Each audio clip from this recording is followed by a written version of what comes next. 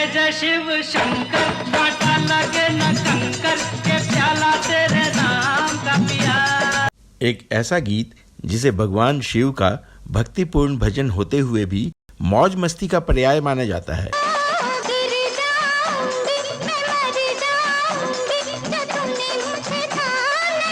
इस गाने ने फाग के रंग में भंग और सुर ताल का ऐसा मिलान किया कि इसे सुनकर आज भी हर दिल झूम उठता है। जय जय शिव शंकर, कांटा लगे न कंकर, के प्याला तेरे नाम का पिया। ये वो अनोखा भक्ति गीत है जिसे लोग श्रद्धा भाव के साथ साथ हुड़दंग भरे नाच गाने में भी प्रयोग करते हैं।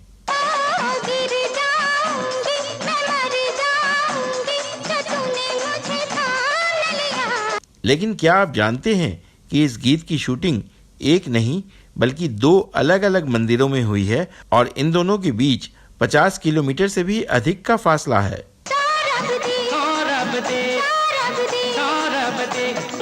क्या आप सोच सकते हैं कि यह एक ऐसा गीत है जिसके धुन को इसके अभिनेता ने अपनी ढंग से बदल दिया था? और क्या आप यकीन कर सकते हैं कि इस गीत में गायक ने रिकॉर्डिंग में हुए खर्चे का भी जिक्र कर दिया और संगीतकार व फिल्म के प्रोड्यूसर ने भी इसे ज्यों का त्यों रिलीज कर दिया। जानेंगे और भी बहुत कुछ, बस बने रहिए हमारे साथ। दोस्तों नमस्कार, आप देख रहे हैं ड्रामा सीरीज इंडियन और मैं हूं धीरज। महाशिवरात्रि का पर्व, भांग और बॉलीवुड, जी हाँ, इन सब का नाम लेते ही बॉलीवुड का एक सुपरहिट गाना याद आ जाता है जिसमें कहा गया है कि भोलेनाथ की भक्ति में लीन होते ही सारे कष्ट दूर हो जाते हैं। जय जय शिव शंकर, कांटा लगे न कंकर, के प्याला तेरे नाम का पिया। यह सिर्फ गाना नहीं बल्कि महाशिवरात्रि का ब्रांड सॉन्ग है। यह वो गाना है जो इस पर्व की मस्ती को दोगुना कर देता है।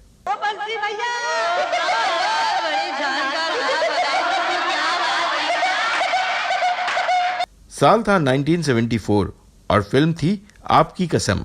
यह फिल्म निर्माता निर्देशक जे ओम प्रकाश की बतौर निर्देशक पहली फिल्म थी। उन्होंने फिल्में तो कई प्रोड्यूस की थीं, लेकिन निर्देशन में पहली बार हाथ आजमा रहे थे।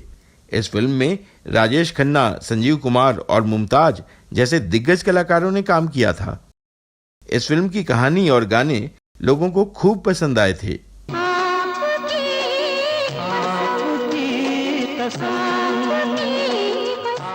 यह उनके निर्देशन और कलाकारों की मेहनत का ही नतीजा था कि अपनी पहली फिल्म से ही जे ओम प्रकाश बड़े डायरेक्टरों में गिने जाने लगे।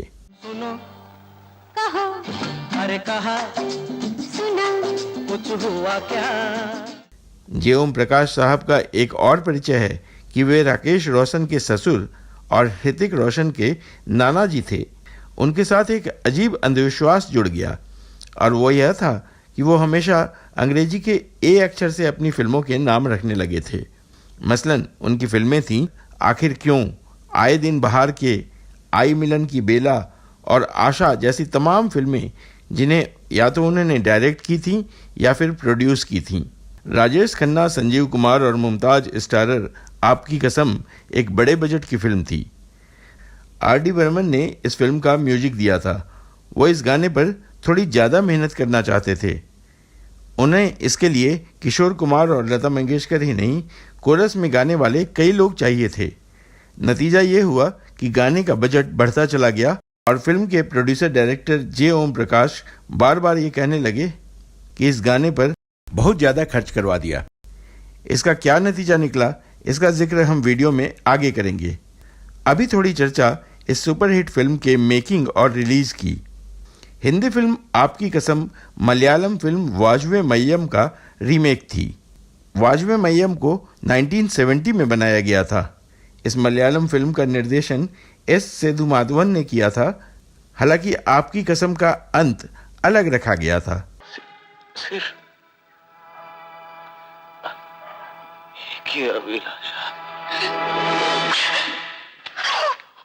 वहीं इस फिल्म को 1985 में निर्देशक दासरी नारायण राव ने तेलुगु में भी बनाया था। इसका नाम था एडुगुल्ला बंधम। इसमें मोहन बाबू और जयसुधा मुख्य भूमिका में थे। आपकी कसम फिल्म की शूटिंग लेह लद्दाख, जम्मू कश्मीर और मुंबई के महबूब स्टूडियो में की गई थी। इस फिल्म को ब्रिटेन के नटराज इंडिया सिनेमा थिएटर में भी ओपनिंग सेरेमनी के दौरान दिखाया गया था। यह राजेश खन्ना और संजीव कुमार की पहली फिल्म थी। इस फिल्म में पहली बार दोनों साथ मुख्य भूमिका में आए थे। फिल्म की कहानी की बात करें तो यह एक शादीशुदा जोड़े के बीच उत्पन्न रिश्तों के उतार चढ़ाव के बारे में है।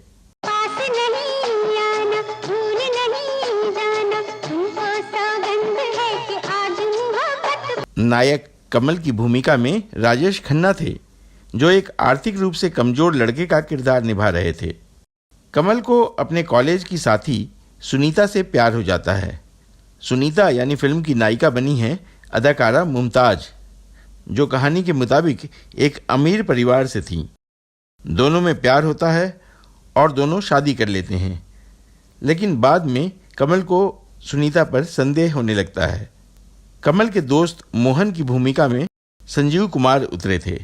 कमल को संदेह रहता है कि सुनीता का अफेयर उसके दोस्त मोहन से है, जबकि वास्तव में ऐसा कुछ भी नहीं था। इस गलतफहमी के बाद सब कुछ बर्बाद हो जाता है।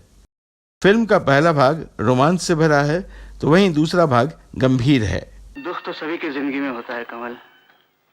किसी को बिन मांगे मिल जाता है मेरी तरह, और कोई जानबूझ के मोल ले लेता है तुम्हारी तरह। इस फिल्म के वैसे तो कई गाने लोकप्रिय हुए, लेकिन एक गाना थोड़ा अलग हटके था। इस गाने को किशोर कुमार और लता मंगेशकर ने अपनी आवाज दी थी। फिल्म के सभी गानों का संगीत R.D. बर्मन साहब ने दिया था, जो इस सदाबहार गाने को कुछ अलग बनाना चाहते थे। इसके लिए उन्होंने धुन तैयार की।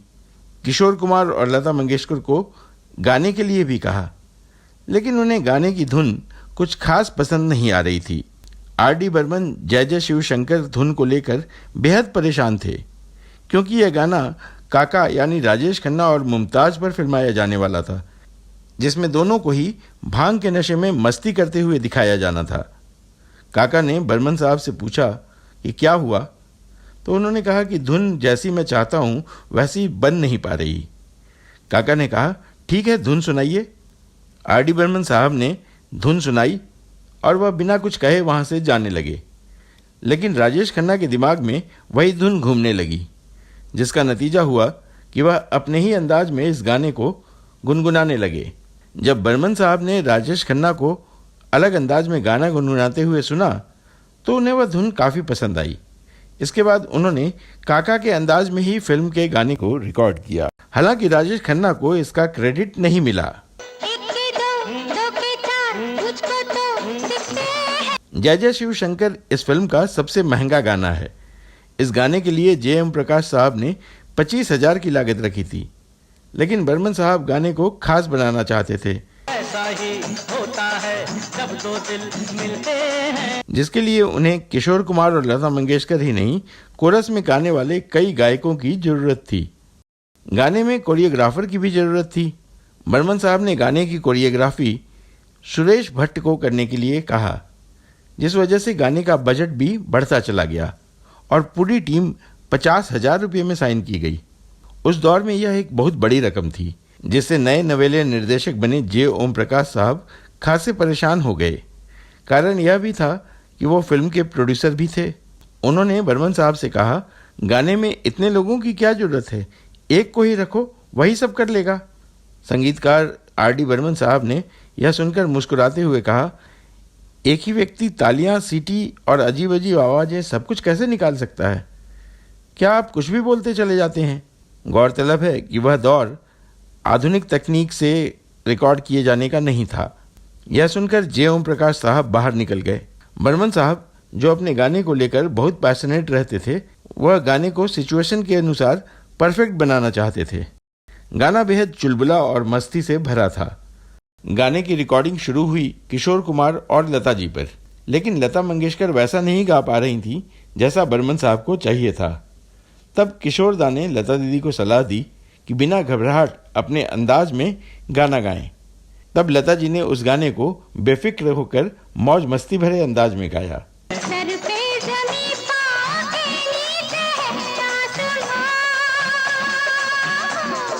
रिकॉर्डिंग के दौरान कई बार जय ओम प्रकाश साहब आते और खर्चे का जिक्र करते। बार बार 50,000 खर्च के बारे में सुनकर R.D. बर्मन साहब परेशान हो रहे थे। आखिर में किशोर कुमार ने उनकी परेशानी की वजह पूछी। उन्होंने कहा कि डायरेक्टर साहब आते हैं और बार बार खर्चे का जिक्र करते हैं और जल्दी रिकॉर्डिंग करने का दबाव डाल रहे हैं। किशोर कुमार साहब को भी यह बात खटकने लगी। हालांकि दोनों में से किसी ने जय ओम प्रकाश को जवाब नहीं दिया। खास बात यह है कि दोनों ही मस्ती करने में उस्ताद थे। किशोर कुमार का स्वभाव भी बहुत चुलबुला था। वह जय ओम प्रकाश साहब की ओर देखते और हंसने लगते। उनके मन में मस्ती सूझ रही थी। वह डायरेक्टर साहब से थोड़ा मजाक करना चाहते थे, लेकिन रिकॉर्डिंग का वक्त आ चला था। जय जय शिवशंकर गाने की रिकॉर्डिंग शुरू हुई। किशोरदा और लता जी इस धमाल गीत की रिकॉर्डिंग करने लगे। गाना बड़ा ही प्यारा बनने लगा था। गाने में बेहतरीन वॉइस का मॉड्यूलेशन किया गया है। अलग अलग कई आवाजें खुद किशोर कुमार जी ने भी निकाली। मस्ती भरा गाना था, खुशनुमा माहौल था। जोर जोर से ढोल नगाड़ों के तीखे संगीत के बीच किशोर जी का ध्यान गया जय ओम प्रकाश साहब की तरफ, जो अभी भी खुश नहीं थे। उनके चेहरे की तरफ देखते देखते किशोर साहब ने कुछ लाइनें जोड़ दी। गाना गाते गाते ही किशोर कुमार ने 50,000 के खर्चे का भी जिक्र कर दिया। इस गाने में ठीक 5 मिनट 9 सेकंड पर गायक कहते हैं, बजाओ रे बजाओ भैया बजाओ, अरे 50,000 लग गए। ईमानदारी से बजाओ, अरे बजाओ, बजा बजा खर्चा कर दिए, अरे बजाओ, बजा बजा खर्चा कर दिए। हालांकि इस लाइन का इस फिल्म या गाने से कोई संबंध नहीं है। साथ ही इस गाने में हंसने की जो आवाज निकाली गई है वो किशोरदा ने खुद निकाली थी।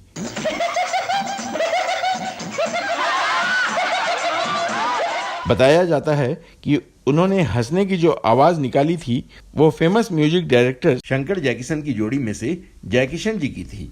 वह कुछ इसी तरह से R.D. बर्मन साहब पर हंसा करते थे। दरअसल R.D. बर्मन ज्यादातर वेस्टर्न सॉन्ग बनाते थे, इसलिए वह उन पर कटाक्ष करते थे। किशोर कुमार की टाइमिंग, उनका सेंस ऑफ ह्यूमर लाजवाब था।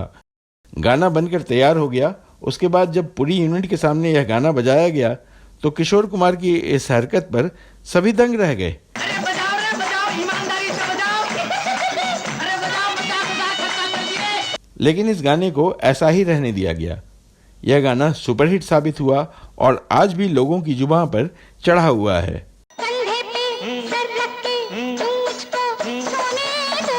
अक्सर लोग महाशिवरात्रि और होली जैसे पर्वों के मौके पर इस गीत पर थिरकते और नाचते नजर आते हैं। जो चाहे हो जाए, होने दो। संगीत के नजरिए से देखा जाए तो यह गाना फाग के राग पर आधारित है, जिसका प्रयोग फागुन के मौसम में व होली और महाशिवरात्रि जैसे पर्वों पर गाए जाने वाले मौज मस्ती भरे गीतों के धुनों में किया जाता है। यह अधिकतर कोरस में गाया जाता है और मन मस्तिष्क पर इसका प्रभाव देर तक रहता है।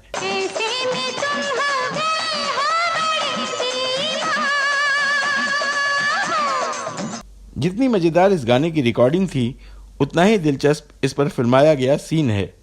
आप सुनकर शायद ही यकीन कर पाएं कि इस सदाबहार गाने को 2 जगहों पर फिल्माया गया है जो एक दूसरे से मीलों दूर हैं।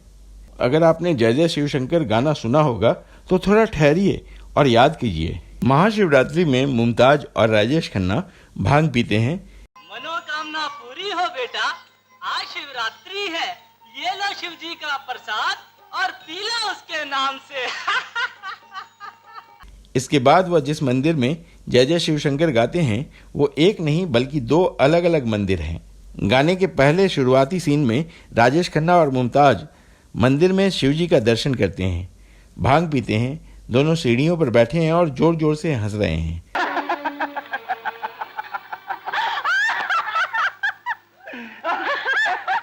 गाने के इस भाग में जो मंदिर दिखाया गया है वो शंकराचार्य मंदिर है, जो श्रीनगर में है। यह मंदिर घाटी से 1000 फीट की ऊंचाई पर स्थित है। इतिहासकारों का मानना है कि यह कश्मीर का सबसे पुराना मंदिर है, जिसे 200 ईसा पूर्व में बनाया गया था। कहते हैं इसका निर्माण स्वयं आदि शंकराचार्य जी ने करवाया था।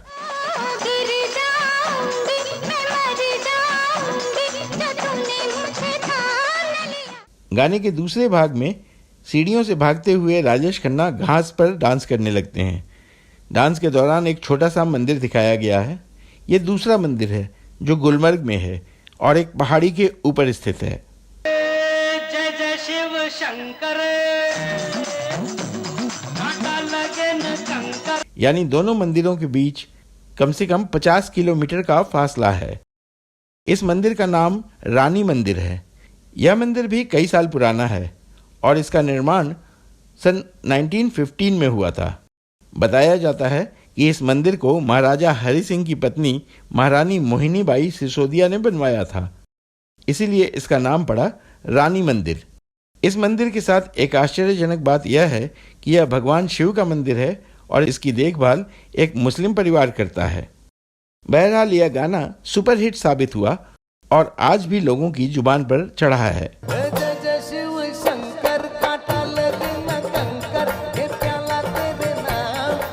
यही नहीं, लोग अक्सर महाशिवरात्रि और होली जैसे पर्वों पर इसी गाने की धुन पर थिरकते और नाचते नजर आते हैं।